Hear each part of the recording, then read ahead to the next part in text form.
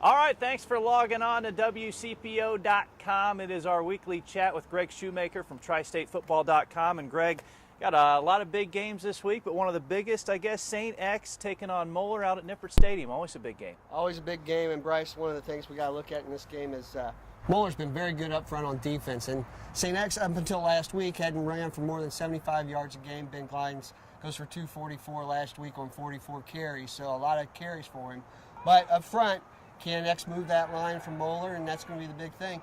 And athletically on offense, Moeller's really got a lot coming back this year. They've got, as far as replacing players, Gus Ragland at quarterback's done a fine job, and they've just got a ton of weapons. We'll see if X can stop them. All right, let's move on to an undefeated Sycamore team taking on Lakota West, going to Lakota West. What can we expect in this one? Well, the non-conference schedule for Sycamore was, we would say, a little weak. And one thing they did do, however, was create turnovers. They're averaging 3 turnovers that they're creating per game, but they've also given the ball up 8 times. So we look for them to take care of the football. Now, Lakota West is a little more battle-tested at this point.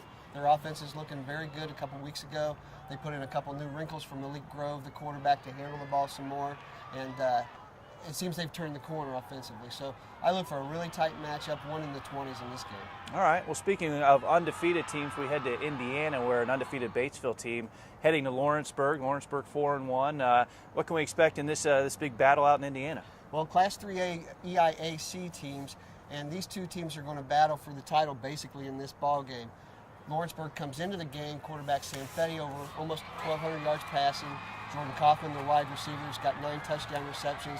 And Connor Jackson, the running back's almost got 600 yards rushing. So they run the ball, they throw the ball, they just move it up and down the field, Lawrenceburg does. Now, Batesville, on the other hand, has held their last 7 opponents to 14 points or less. So it's going to be a good contrast of interest out there at Neary Field on Friday night. Always a fun matchup with those contrasts and styles. And heading down to Kentucky, we got a big one here. Highlands taking on Covcath. Highlands comes in undefeated as well.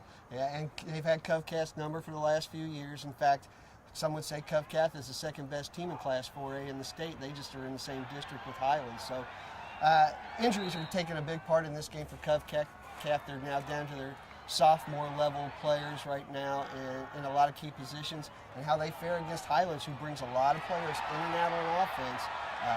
It's going to be an interesting matchup, but I do think Highlands is going to come out on top in this one. All right, now a battle of undefeated teams. We're talking about Summit Country Day and CHCA, both 4-0. A big matchup here, obviously. The premier matchup in the Miami Valley Conference this week, and CHCA is sort of gone a little bit under the radar defensively. They're only giving up 5 points a game, and Summit Country Day is the one team that everybody's been talking about. 12 of their last opponents they've held to 10 points or fewer in the regular season. They've won 17 in a row during the regular season now, and it's just a very good matchup. This is the one game on the MVC schedule that everybody had circled. This is the big one. All right, the big one. All right, well, thanks to Greg Shoemaker from TriStateFootball.com, as always, for joining us, and thanks, everybody, for logging on to WCPO.com. Tune in to Friday Football Frenzy. We'll have all the highlights of the big game. That's it from here.